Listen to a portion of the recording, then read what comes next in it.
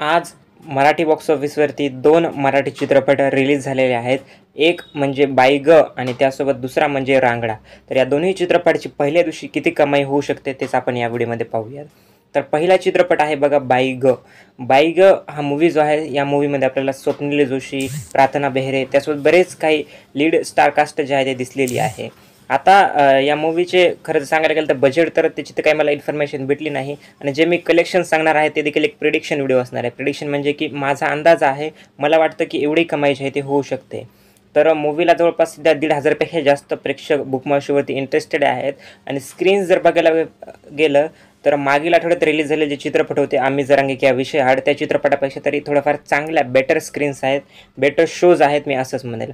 या मूव्हीची जर कमाई सांगायला गेलं तर ॲटमोस्ट मला वाटत आहे की 30 लाख रुपयापर्यंतच हा मूव्ही पहिल्या दिवशी ओपनिंग घेऊ शकतो. आता उद्या तर समजेलच की मूव्हीने किती कमाई केली व किती नाही आपल्या पहिल्या दिवशी, परंतु ॲटमोस्ट 30 लाख रुपये हा चित्रपट हायेस्ट ओपनिंग घेईल असं वाटत आहे. त्यानंतर आता दुसरा चित्रपट म्हणजे की रांगडा. या चित्रपटाची जर कमाई सांगायला गेलं तर याही चित्रपटाला थोडेफारच शोज भेटलेले आहेत, मी असं म्हणेल. मुंबईमध्ये जवळपास फक्त एकच रांगडा या चित्रपटाचा शोज दाखवत आहे.